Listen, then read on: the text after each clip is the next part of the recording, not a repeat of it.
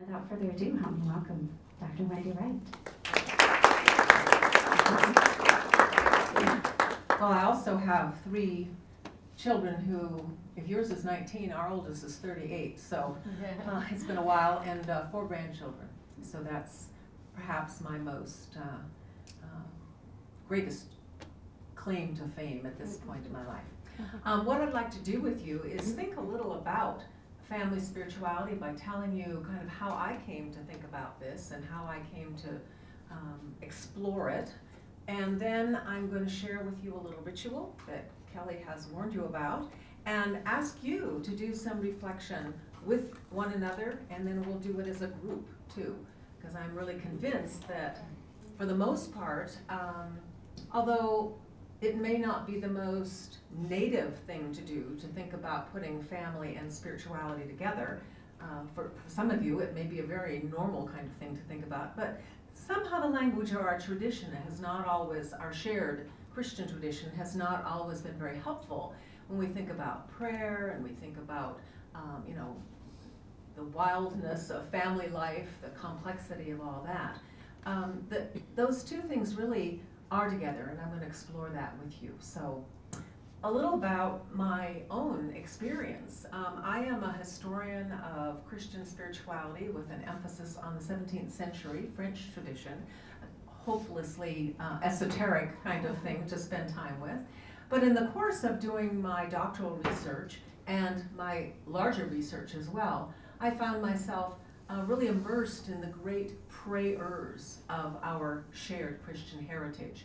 The Teresa of Avila's, the Catherine of Siena's, the Julian of Norwich's, the Augustine of Hippo's, the Meister Eckhart's, all these wonderful, wonderful, rich contemplative figures. And I really learned, and I was incredibly drawn to them, drawn to people for whom the God question and the God presence is really the plumb line of their lives, and that I identified with that somehow. And so I learned in many ways to think about who I am in relation to God and how to make that relationship richer through these great figures in our tradition. And then I got married and had children. And the context changed quite a bit. In other words, most of the great prayers of our tradition who have written, well, not quite in the last 75 years, but certainly for the hundreds and hundreds of years before that, have done so out of a context of solitude, silence, voluntary poverty, chastity, celibacy, the alone with the alone. And the language of being with God is more a horizontal, is a more a vertical language of God and the encounter with God on the mountaintop, or in the cloister cell, or in the desert.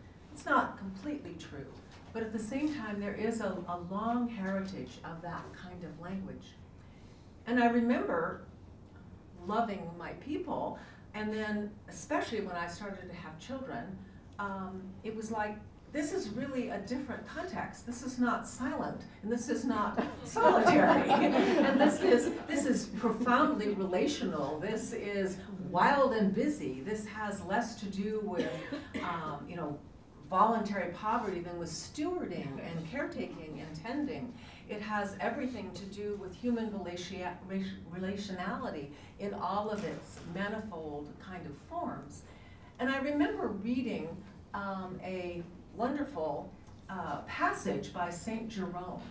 Jerome was a 4th century, very important figure. He was the one who translated the Bible from its ancient languages into Latin and became the scriptural translation for hundreds of years, up until the Reformation, really.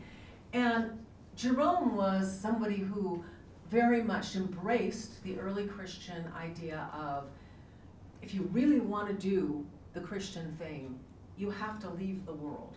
Not the material world, but the world of, you know, that will shape you into greed, luxury, and self-aggrandizement, and me number one, and all of the things that the early Christian church found itself so opposed to. The Christ life was one of great simplicity, of purity of heart, of compassion, of all these sort of other virtues that the quote-unquote world trained you differently in. So there was this very important movement away to try to get perspective. Some of you may know a much later exponent of this tradition, Thomas Merton, who talks about the monk as the marginal person who has the perspective on the kind of wild craziness of our cultural world, our conflicts, our such, sort of standing away and having perspective and being the anchor that the rest of the world really needs. So this language was very much a part of Jerome's own tradition. And I remember reading a passage of Jerome. He was writing to a young woman who had a very strong desire to live a serious Christian life, but her family wanted her to get married.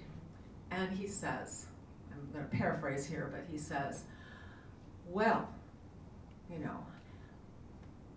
a wife, what's going to happen to her? She's running around the house all the time. The children are hanging from her legs. When her husband comes home, she has to, get the table set. She has all these, responsibilities of various kinds. It's noisy. All the servants want her to do this and that, and her cousins and her blah, blah, blah, and on and on. And he says, and where in the middle of this is there time for God? His point to her, obviously, was you should come away and embrace celibacy. You should come away to a life of solitude and withdrawal. And I remember reading Jerome and thinking, well, thanks, Jerome. Now what am I going to do? It's like, don't do that. And I began to realize that part of the issue there is that, and this is a little less true than when I started thinking about family spirituality, but it's still surprisingly prevalent in our Christian self-understanding, our ecumenical Christian understanding, that really the family and the world, and that's all secular, and then the God thing is over here, and it looks different. It has to do with church, it has to do with prayer, it has to do with service to the poor, it has to do with everything, and the two don't necessarily meet. And I began to feel that partly it was a language question, that we didn't have a good language for the horizontal spiritual life, the relational spiritual life, the spiritual life that is lived in the midst of busyness and caretaking and tending and providing. And so all of this was very much on my mind, and the more I talked to people, the more I was aware in my various pastoral kind of things doing, was aware that in fact people experience this disjunction, and yet they also had a very deep sense, when you got down to it, of the sacred in their ordinary lives. That God is not just when you go to church on Sunday, God is not just when you pick up your Bible and read it, God is not just, but God is the substrata, that God is, to use Merton's term, the hidden ground of love that's present everywhere. So I began to start talking to people about how they experience that in their family life, and then I began to pay attention, a good practice to do, to the context of my own family life as well. So what I'd like to do for you, with you, is to share a little ritual, because sometimes rituals are more expressive than words. And I'll do this ritual. I'm going to play a piece of music that accompanies it. And then I'm going to ask you to share some reflections together and kind of unearth, and then we'll unpack those together. So the piece of music is Rick Keaty's Dance of Cranes. Rick Keaty is a Nebraska composer. He doesn't live here now, but he's originally from Nebraska. And the reason I choose it is because it's local. and because the gift of the particular family, the particular place, the the absolute uniqueness of each of our families and the landscapes and the terrain in which we live and the texture of it and all that is really important, is really part of uncovering family spirituality. So the music is appropriate to our place, and I'm simply going to dress this little altar.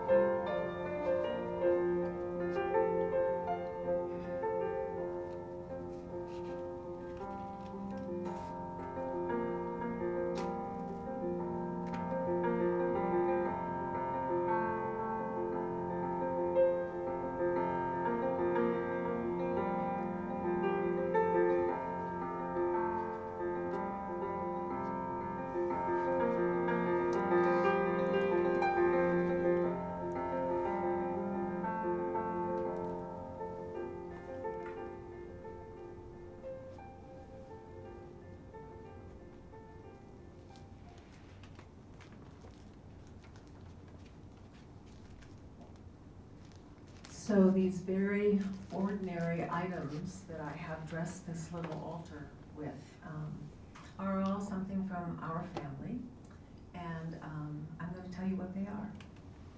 So this, what I'm using as a little altar cloth, is originally, I must be over 100 years old, it was originally a little Japanese baby blanket.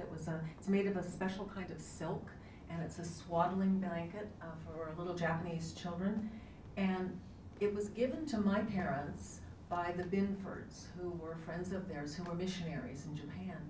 And so when I was born in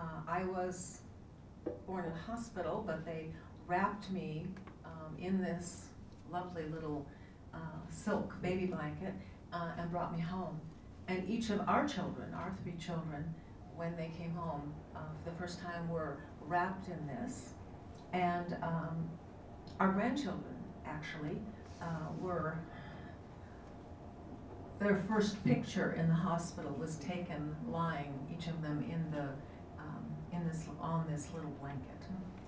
So this is has some continuity to it. This lovely little set of christening garments is here. It was originally made for Roger, who was in the back of the room, who was considerably larger than this at this point.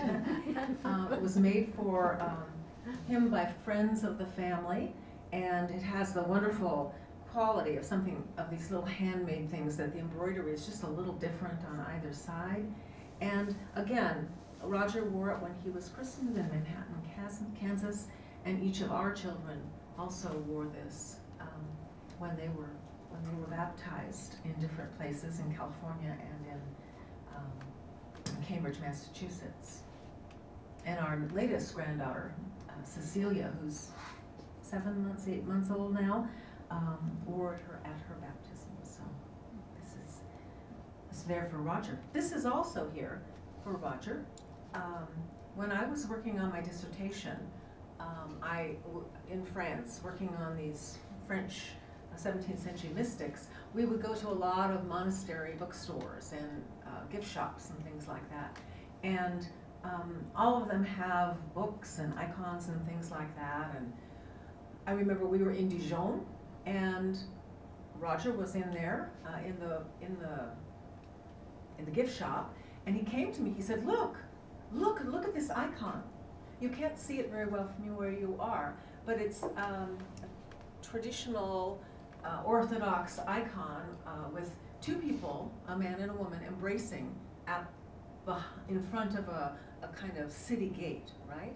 And he said, "This is really unusual, because usually you see icons with one person on them, or people standing, but this is an icon of two people embracing. And how extraordinary that is, that it should be a holy picture." Well, what it actually is an ancient icon of the church. It's called the Kiss at the Golden Gate. It is the story that comes down through legend of the parents of the Virgin Mary, Joachim and Anne, who were barren and who received a message that they were going to have a child, and they met at the Golden Gate and kissed, and this is an early kind of representation of the conception of the Virgin Mary. So it's a beautiful piece, but it's here because of what it communicates. The next thing that is here is one of these. You all have these things if you have children, one form or another. Here's another form of it. This is a more recent one, and this is my most recent version of these. The same theme. We have twin grandsons, and I just received these from them. Well, it's a very ordinary kind of thing, and it's here for our daughter Elizabeth. Our daughter Elizabeth is our middle child, and growing up, she's a wonderful young woman. She's 30, right? 32 now. But when she was little, she was kind of a typical middle child. The first one and the third one were very forceful about what they had in mind about everything. So if they wanted to do something you didn't want them to do, they would give you all the arguments, and they would be right in your face, and they would be very, aggressive about it. Well, Elizabeth, if she wanted to do something which was kind of out of the box, she just, in her pleasant way, went and did it, right? And so she was the one who kind of like, woo, where's Elizabeth? And it has these wonderful, it's here for her, it's her fingerprints, 1988. Sometimes you get discouraged because I am so small and always leave my fingerprints on furniture and walls. But every day I'm growing, I'll be grown up someday, and all those tiny handprints will surely fade away. So here's a final handprint just so you can recall exactly how my fingers looked when I was very small. It's a sweet sentiment. It's very ordinary. This is another version of that from our oldest granddaughter, who's now 4, Evelyn, from her preschool. And as I said, I just got these a couple of weeks ago from our grandsons from their preschool for Grandma. So these are sentimental, but there's something about the fabric of ordinary life that becomes transparent to this deep hidden ground of love, if you have the eyes to see it. This one here is for our son Charles, who again is a community organizer, head of a whole thing in New Jersey now, and it's for my father, Walter, and for my son, Charles Walter. My father, I didn't grow up in Nebraska. I grew up in LA, and my father was an artist. He was not a sports fan. He thought football was something like a gladiator sport. It had nothing to do with it. And so I was very surprised, but also very touched, when our grandson was born, the only grandson. My father turned up with his Team Star baseball cap. I always thought it was kind of a male bonding thing. I'm not sure, but it's here for my father, Walter, and for our son, Charles. This last little piece is here for my eldest daughter, Emily, and for my mother, Elizabeth. My mother was a wonderful seamstress, and she always sewed things for me at the beginning of the school year. So I had, the reversible corduroy outfits for school. I had the prom dress. I had the Halloween costume. And she showed a lot of her affection by her sewing. And so when Emily was about that big, my mother was visiting, and she'd been to an outdoor theater production of the play Annie with Emily. She'd taken Emily to that. And so she'd found this piece of fabric in a fabric store, which has a picture of Annie and her dog Sandy and the names of the songs from the musical. So Tomorrow, Leapin' Lizards, Easy Street. And so she picked this up and she made this little tiny nightgown for Emily. And she was visiting. And in the intermeeting time between her doing this and visiting us, she had developed macular degeneration pretty severely, and it's where you lose all but your peripheral eyesight, and she was having a hard time seeing. And she was in the bedroom, and Emily was getting the nightgown on, and my mother said, "Oh, Emily, come here, is that the Annie nightgown?" And Emily said, "Oh yeah, Grandma, it's the Annie nightgown." And my mother said, "Well, that's the last thing I ever sewed. This is the last thing my mother ever sewed." So these very, very ordinary things are here on this altar, I think, just to underscore the fact that it is in the fabric of our everyday lives that the sense of more is discovered. The sense of the depth dimension of our lives, the sense of the mystery of human existence, and this astonishing, mysterious fact of the relationships of love and struggle and growth and complexity that we're asked to really find God in and find God through. And they are the medium through which God comes to us in family life. So I'm going to ask you this and preface it first by saying that all religious traditions, if you look at religions across the world and different, expressions of Christianity and all of them have a sense that there are sacred places and sacred times. Sacred places where, if you're present there, it's more than just being in a place. There is a sense of the transcendent or of the immanent or of presence in some way. So Christianity has the Holy Land. Shinto has Mount Fuji. Islam has Mecca. In Christianity, we have a sense of often a church space or a pilgrimage space or a retreat space. Maybe a camp that you went to as a young person where there were a church camp out in the woods somehow, and you would have a fireside sing, and somehow God was present there. Well, the same is true of families, that we all have sacred places in our families' lives that we experience ourselves as more than the sum of our parts, not just, 1, 2, 3, 4, 5 adds up, but that there is more there. So what I'm going to do is ask you to simply think for a minute, and I'll play a little bit of Ricky's music, about if you could name a place, and it can be a place in a home, it can be some place that's, a familiar space for you, that you would say is, and this family can be a blended family, an extended family, a multi-generational family, it can be 2 people with no children, it can be a blended kind of family, it can be grandchildren, it can be whatever, however you want to define family as that intimate community that you would see as your primary connectedness. And where would you say is the space, the place, the space for you, where you experience that more, okay? So just take a minute and don't say anything yet, and then I'll just play a little music, and then I'm going to ask you to share what you're thinking about with each other.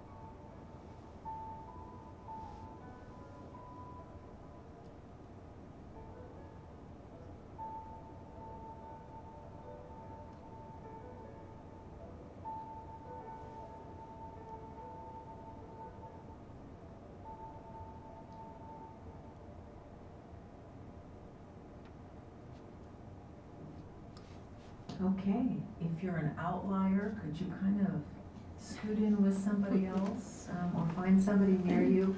Where is your sense of your family, however you define that? What place would you name as the place where you experience the depth and dimension of your life? Okay. Your life together. Okay, I'm going to ask you to finish up your little, we could do this for a long time, but we sort of have a limited time frame. I'm going to ask you to share what you heard your neighbor say. Somebody will start and kind of unpack some of this together. People, it's very interesting actually to do this. So who would like to share what their neighbor said was a sacred space for their family? Yes. We talk a lot about dining room tables and places that we get. Yes. What did you say about dining room tables? Just as so that combination of, one, it's a place where you are every day with your core family, okay. But then we also talked a little bit about extraordinary events or having people over or having the wider circle. Yes, how many said tables? Yeah, I have never done this, and I've done this hundreds of times in different kind of contexts, and tables is 99% the first thing people mention. I think of tables as places of mutual need and nourishment. In other words, we come to tables hungry, not only for dinner and for somebody, preparing it and that kind of thing, but also we come hungry for intellectual conversation, for what happened during your day. Often families process things around tables. Sometimes they play games around the table. A place of mutual need and nourishment. And of course, in a Christian context, the table, a table is the central place of nourishment and gathering in our Christian communities. I mean, the whole Last Supper and all. The extended table is very, very, I once met a man on one of these programs who said that he owned his great-grandfather's table. He was out in outstate Nebraska. And that every time he sat down to it, he remembered all of the people over the generations who had sat at that table.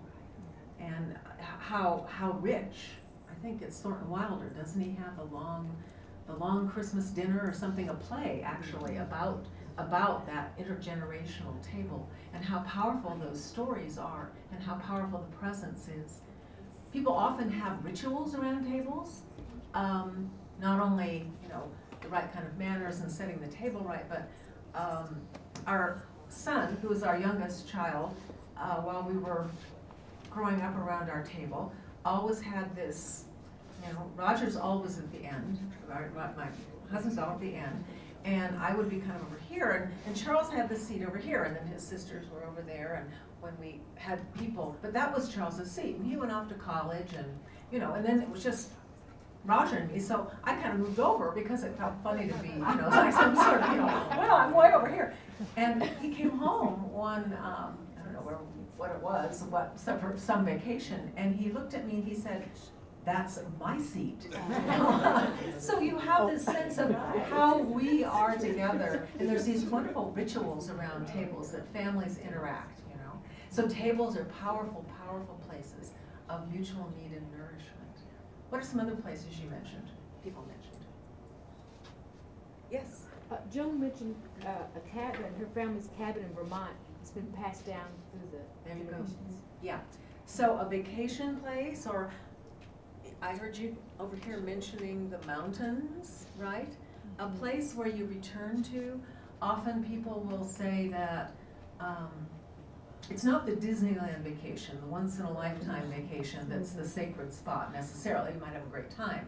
But it's the place you return to. It's a grandparent place. It's the cabin that you owned. It's the mountain experience with your family and then your children and your grandchildren. I think of these sorts of places as places of recreation, not just recreation, but of recreation. That if you're anything like my family is, and my family was when we had all the kids in the house, and even more so when we have all these grandchildren around, it's pretty chaotic, and a lot of the interaction is sort of utilitarian. In other words, okay, we have to get out of the house, so-and-so, did you pack the lunches, you know, who's gonna take such and such, you know, you're gonna pick this up, and, you know, all of the, we just kind of interact with one another in terms of getting through the day. But when you're on one of these recreation times and spaces, you interact differently. Spontaneous things happen. There's not an agenda in the same way.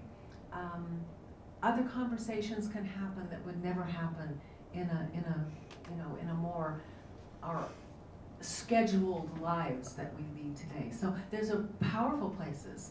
I remember again amazing stories of people talking about one young man talking about a trailer that his parents had, that both of his parents worked. He was an only child, grew up, and they both worked a great deal, so he didn't see them. But when the family went on vacation, they had this little trailer, and it was their time together in which they could, you know, be with one another in a different way and really share 24 hours and, you know, and several days together. And that how hard that was, that apparently the trailer actually burned at one point, and it was this trauma of the place, you know, that was their spot, and yet obviously it's not just the mountain cabin or not just the table. It's what happens there, and it's the gathering and the sharing of the depth dimension of our lives that takes place. Any other places you have that you mentioned? Yes. We had at our table the bed, where The bed, yes. generations of kids had sat and listened to stories. Yeah, and when children kind of climb in, pile in together to the intimacy of the bed, it's a wonderful place. Or where you pray, or where you read stories to your children every night. There's a very set apart, beautiful, intimacy to all of that. I've had people talk about gardens, about cars, about bathrooms, about, you know, 1,000 different things. The car is always a good one. Now, not every family is the same. I can't say that we have had the experience of a sublime sense of the more ever on a long car trip. But there are families that do. Yes. Poor Roger recently, what was it, last year, drove our oldest daughter and the 3 children who were then 2 one-year-olds and a 3-year-old all the way to Denver, and one of the 1-year-olds decided he did not want to be in that seat and screamed 3/4 of the way there. So it was not happy. Anyway, but, so this is, you know, what? It was transcendent, yes, I know. You came home looking like a blanched thing, you know. But anyway, but other people do. They do experience that as a place where they play games together, where they've shared stories and such. I had a wonderful woman who once said that the garden was the place, that she was from a big family and her mother had been the kind of linchpin of the family. And the mother died. The children were teenage and young adult. And after that, she realized that what happened was that whenever anybody in the family had anything important or significant that they really needed to share with, they gravitated toward the garden. The mother was a great gardener, and it was her space. And somehow her presence was in this space, and she really hadn't realized it, but this was in fact the way that the family negotiated the loss of this very central and important person. There are lots of different stories. I've had a lot of tractor stories. Yeah, in outstate Nebraska particularly. Tell you a couple really quick ones. And then the first time I heard about the tractor was when I was in a group, and a young priest said that, well, for his father, the tractor was a powerful place of a sense of presence. He was a steward of the land. He was out there, early in the morning once the sun rose. He was a, extraordinary sense of the presence of God in the landscape and his tending of that and such. And then there were some sales. The family farms began to fold, and he had to foreclose. It was foreclosed on, and he remembers his father standing at the auction, and when they came to auction the tractor, he couldn't watch. It was too painful. I told that story in another context, and a woman said, when my father retired from the farm, he took the tractor to the city and parked it in the garage in his apartment building. And I told that one to somebody, and she said, oh, my father went to all the farms and all the tractors that were being sold in his area, and he took the seats off, and he bolted them to the deck of the apartment where he lived, so that he had all these tractor seats on his, which is what it says is that this is the place where the encounter with the mystery of the seasons, of the good earth, of your place in the earth, how you pray if you're a farmer and you're out there with the earth. Anyway, there were wonderful stories that. So the point of this is that every family is different, but that all families, in one way or another, have sacred places and sacred times that may be quite traditional and may be very unique to the family, where they do have a sense of the more, and that family spirituality, I believe, starts there. In other words, the attentiveness to the way in which organically your family enters into this mystery of our being together. So I want to close with just one little humorous story from this particular book. And this is a story of a Maine vacation. Again, it's our story, but it took place a long time ago, but it's about gratitude, okay? And Roger, you don't usually come to these things when I do this.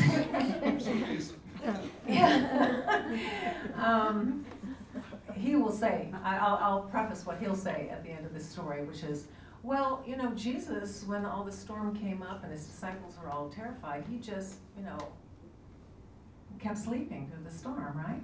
Okay, so here's the story. We once took a Maine vacation. It was late in the summer, and for many months we had not been out of the city of Cambridge, where we lived at the time, because of the impending birth and early infancy of our third child. All of us desperately needed a vacation. And we'd heard so much about the beauties of the northeastern coastline, and we wanted to see something of them. Strapped for money and stealing precious time off from work, we decided to take our vacation. A young artist who owned a house in Penobscot Bay had advertised in a local paper that she was looking for renters for 10 days while she attended an art institute. The price was right, and we jumped at the opportunity. So early one morning, we set off on the long trek northward, planning to arrive at our destination, with the many requisite stops, by evening. Although I have a nearly non-existent faith in our family's ability to travel with any sort of dignity and decorum, I had done all I could to anticipate any emergency.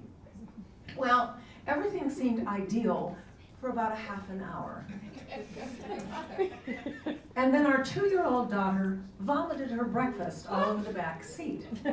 And that set the tone for the remainder of the trip. We discovered that the baby, who was just a few months old, was content sitting in his car seat while he was sleeping, but he howled when strapped in and awake. I think he thought we were trying to get him to try to go to sleep again. He had never been for a long drive in the car. Well, needless to say, he slept little and howled most of the way. We stopped frequently so that I could nurse him and so that the girls could run around for a bit, but he began to cry every time we started up again. The girls began to fight. They bickered, teased, and shrieked. Everyone's nerves were frayed. By the time we arrived at our lodgings, it was late and dark. I wanted nothing more than to sink into the oblivion of bed, but the discovery of our new living space perked the kids up, and they began streaking around joyously. The place, we discovered, was what I shall call funky. Now, I have a high tolerance for funky, but this place was the other side of funky, where adjectives like decrepit or trashed come to the lips. But we were there, and eventually all sank into sleep. My urgently pleaded nighttime prayer was that everyone would sleep in just a little later in the morning. I, still depleted from an arduous birth and bleary-eyed from interrupted nights, needed rest most of all. Well, as fate would have it, the tiny bed alcove into which the children and I eventually piled, due to the musical beds effect that always seems to occur in a new place, had 2 enormous, unshaded and unshuttered windows that faced the east. The glorious radiance of the sun streamed in on us about 4 or 5 hours after we had all finally fallen asleep. My eldest daughter woke with the sun. She was radiant with anticipation. The beach, she shouted at full voice. Let's go down to the beach. I tried to hush her, but she woke our other daughter, who immediately began to cry. She wanted a bottle, she wailed. She was grumpy with sleeplessness. I tried to hush them both and stumbled around trying to find a bottle among the rubble of the suitcases that had been plopped in the doorway the night before. And then I couldn't find the juice. All the commotion startled the baby, who began to cry.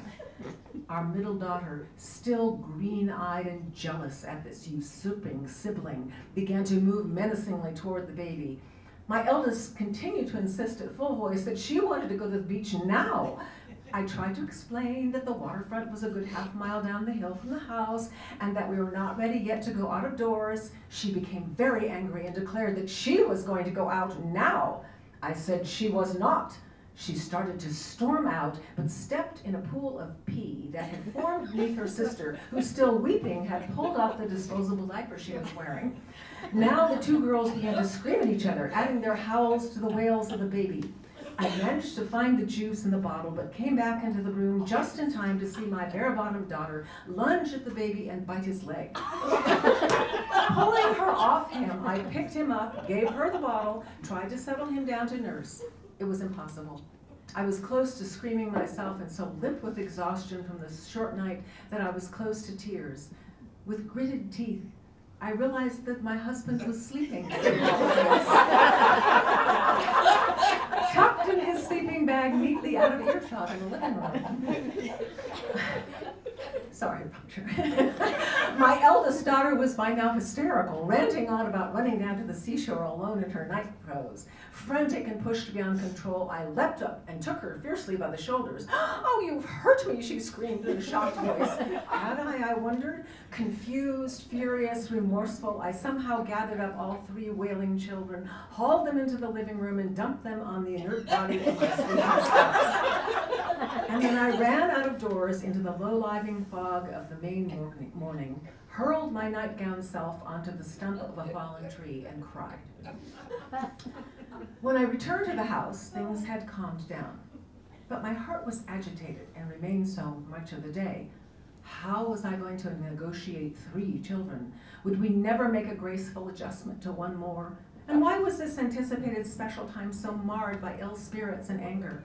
And how could I have taken her so hard anyway? What kind of lousy mother was I? And where was God in all this? What kind of cosmic joke is family life? And why didn't anyone help me? On and on the relentless thoughts went.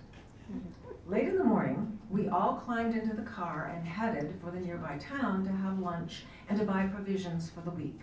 We had spent some time on the beach in the morning. I was sick with exhaustion, but stubbornly kept going. I sat in the front seat with my miserable thoughts churning around in my head. And then somehow, my mind strayed to a time in graduate school many years before, when I'd heard a lecture on the religious thought of the Danish philosopher Søren Kierkegaard. I think this was the funniest part of the thing. Søren Kierkegaard. But I was. Kierkegaard, the professor had written a commentary on the biblical phrase, "In all things give thanks." In it, he described giving thanks as a formative act, something enjoined on all Christians, not because events naturally elicit from us a spirit of gratitude, but because the act of giving thanks itself changes us and our perceptions. In all things, give thanks. Impossible, I thought, still reeling from the onslaught of the dawn. Then I heard myself say, somewhat ironically, "Thanks, God. Thanks bunches. This is real great." And then I tried it again, dropping the irony and struggling to find that simple place within myself where at least the words could be uttered. "Thank you," I said flatly. And then again, "Thank you." Gradually, the luxuriant scenery we were passing began to come into consciousness. Slowly, my fixation on my own exhaustion and anger began to give way. "Thank you," I said, and I felt my heart begin to melt. Thank you for each of them. Thank you for our aliveness, for our here-ness, for the capacity to scream, to cry, to get angry, for the whole thing, for life, for our silly, petty struggles, for the squirming, impossible mess of it all. Yes, genuinely, genuinely thank you. And a tender, compassionate love for the isness of it all flooded into my heart. All of it, somehow deeply blessed. Thank you. In intervening years, I often forget the grace of gratitude, but on occasion I do remember. And when I do, I learn anew the mysterious power of giving thanks and how it changes me and how it opens me in humor and playfulness and acceptance of what is. For in fact, all that we have is given. Life itself is a gift. We are the recipients of time, of the gracious earth, of each other's lives. This is given to us. And acquiring a spirit of gratitude serves to heighten our awareness of God's gift, of the isness of things. Thanks.